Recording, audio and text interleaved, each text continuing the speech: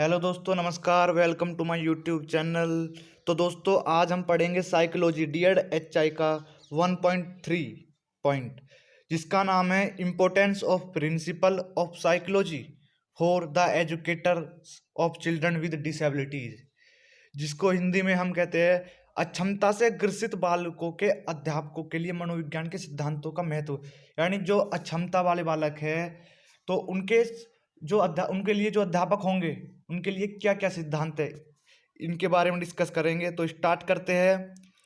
सामान्य बच्चों के शिक्षा के लिए मनोवैज्ञानिक सिद्धांतों का महत्व बहुत ज़्यादा है, लेकिन जब हम विशेष बच्चों की बात करते हैं तो उनकी शिक्षा के लिए मनोवैज्ञानिक सिद्धांत अत्यंत आवश्यक हो जाता है। मनोवैज्ञानिक सिद्धांत छात्र छात्राओं का पूर्ण रूप से मूल्यांकन करते हुए उनकी व्यक्तिगत भिन्नता एवं उनके विशेष आवश्यकता के अनुरूप पाठ्यक्रम एवं शिक्षण विधियों का निर्धारण करता है।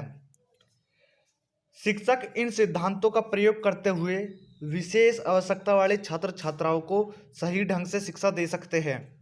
मनोवैज्ञानिक सिद्धांतों का विशेष आवश्यकता वाले बालकों के लिए निम्नलिखित महत्व है। नंबर फर्स्ट, व्यक्तिगत भिन्नता का सिद्धांत। व्यक्तिगत भिन्नता का अभिप्राय कार्य, व्यवहार, स्वभाव एवं व्यक्तित्व में एक दूसरे से भिन्न होना है। अगर हम इन विशेष बालकों को उचित एवं सही शिक्षा प्रदान करें तो उसके व्यक्तिगत एवं विभिन्न योग्यताओं को ध्यान में रखकर पाठ्य योजना का निर्माण करना होगा, जिससे सभी छात्र छात्राओं को सामान्य रूप से लाभ मिल सके। और यह तभी संभव होगा जब शिक्षक को मनोविज्ञान के सिद्धांत का पूर्ण ज्ञान हो।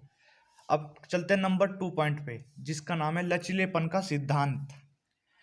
विशेष आवश्यकता वाले बालकों को ध्यान में रखते हुए पाठ्यक्रम को लचीला बनाने के लिए शिक्षक को मनोविज्ञान का ज्ञान होना अति आवश्यक है। दिव्यांग बालकों के लिए पाठ्य योजना बनाते समय उनकी दिव्यांगता का ध्यान रखना आवश्यक है।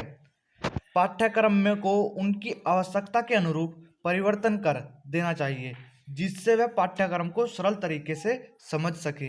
अब चलते नंबर 3 पॉइंट पे, जिसका नाम है विशिष्ट सामग्री की उपलब्धता का सिद्धांत।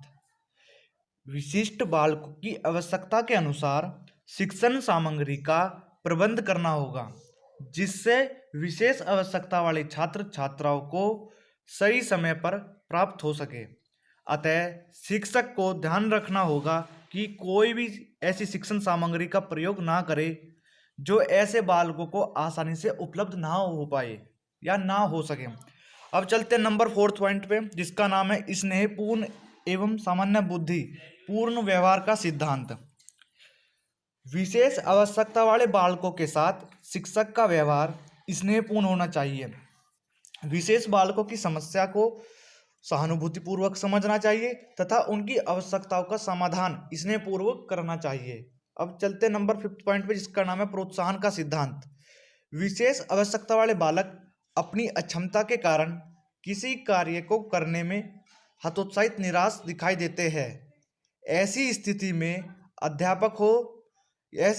अध्यापक को चाहिए कि विशेष बालकों की अक्षमता के बावजूद जिन बालकों ने अपने जीवन में सराहनीय कार्य करते हुए असफलता प्राप्त की है, उन्हें प्रोत्साहन प्रदान करते रहे, जिससे ये बच्चे अपने जीवन में उसी तरह आगे बढ़ते रहे।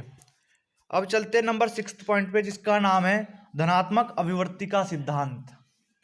शिक्षक को चाहिए कि छात्रों में धनात्मक अभिवृत्ति का निर्माण करे, जिसके लिए शिक्षक कुछ प्रेरणादायी कहानियों या कविताओं की मदद ले सकते हैं। इसके अतिरिक्त छात्रों को अच्छी तरह समझाए कि कठिन से कठिन समस्याओं का समाधान सकारात्मक सोच से ही हो सकता है।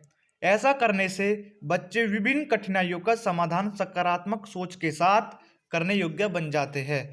तो आज का टॉपिक हमने साइकोलॉजी का पढ़ा है। यदि आप हमारे चैनल पर नए हैं तो चैनल को सब्सक्राइब कर लेना।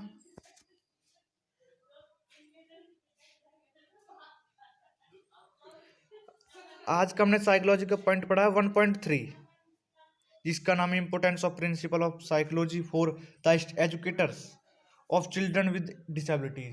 यदि आप हमारे चैनल पर नए तो चैनल को सब्सक्राइब कर लेना ताकि हर नोटिफिकेशन आप तक पहुंच सके।